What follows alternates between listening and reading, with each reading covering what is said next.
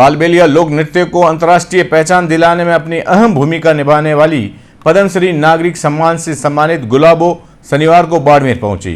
गुलाबो बाड़मेर में एक कार्यक्रम में हिस्सा लेने आई। गुलाबो ने अपनी जीवनी व जीवन में किए गए संघर्ष के बारे में विस्तार से जानकारी साझा की। गौरतलब है कि गुलाबो ने reality television show big boss में भी भाग लिया था। अपने माता पिता की 7वीं संतान थी विश्व प्रसिद्ध कालबेलिया नृत्यिका गुलाबो। जन्म के सिर्फ 1 घंटे बाद ही उन्हें दफना दिया गया, लेकिन उनकी मौसी ने उन्हें बचा लिया।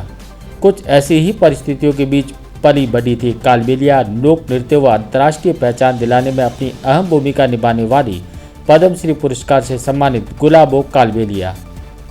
गुलाबो शनिवार को बाड़मेर पहुंची।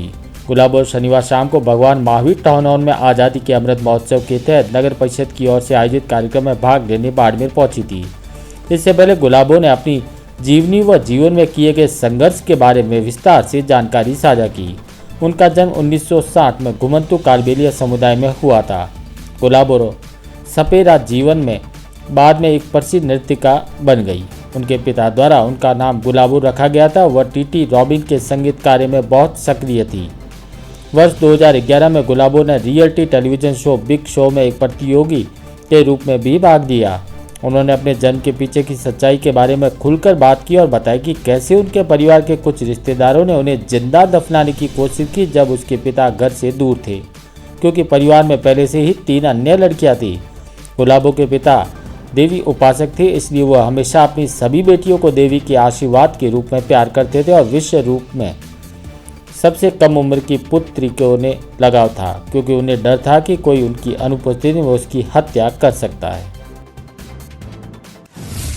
क्योंकि लड़कियों को मतलब होते जमीन में गाड़ देते और उसका भी एक रीजन था कि क्यों गाड़ते थे, क्यों मारते थे। हम लोग गरीब हैं और घर घर गांव गांव जाके और सांपों की पूजा करवाते हैं, बीन बजा के सांपों को नचा के उन्हीं के ऊपर हमारा पेट पालन करते हैं हम लोग। तो इसलिए सदियों से ये रिवाज बना हुआ था कि हम रूल बना दिया था समाज वालों ने कि अपन जगह जगह जाते हैं, भीख मांगते हैं और कोई देना लेना कुछ होता नहीं है। बेटियों की रखवाली कैसे करेंगे, आज इस घर कल उस।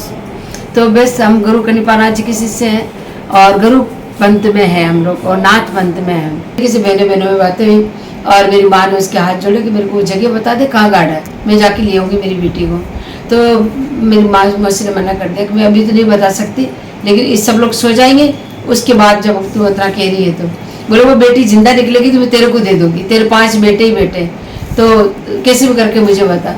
तो मेरी माँ मौसी ने कहा कि तो मर गई होगी, 4-5 घंटे हो गए, अब लेट हो गए अपन। तो माँ ने कहा कि नहीं, मेरी धड़कन और मेरी आवाज़ और मेरा दिल कहता है कि और मेरा विश्वास कहता है कि मेरी बेटी मुझे जिंदा मिलेगी।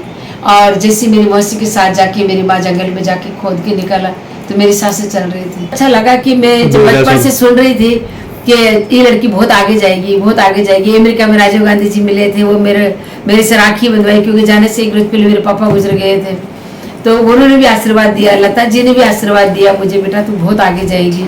तो ये राजमाता ने भी आशीर्वाद दिया। मेरा सपना मेरी स्कूल है और वो मैं पूरा करना चाहती हूँ। जो मेरा पुष्कर में बन रहा है अभी कोरोना की वजह से रुक गया है और सरकार की तरफ से मुझे हेल्प भी मिली थी बनाने के लिए, तो वो स्कूल में बनाना चाहती हूँ। उससे मेरा एक ड्रीम है सबसे बड़ा, मैं आज आपको बताती हूँ कि मैं उन बच्चों को जो डांस सीखेंगे मेरे से, जो वहाँ कला सीखेंगे, उसमें सबसे पहले मेरा पढ़ाई का भी है, उसमें पढ़ाई सिखाना है, फिर डांस, और डांस के बाद मेरे जो हैंडीक्राफ्ट का सारा काम, जो हम लोग ज्वेलरी पहनते हैं, कसीदा निकालते हैं, ये सारा भी सिखाना है। और फिर उन बच्चों को मैं लेके वर्ल्ड टूर में निकलने वाली हूँ।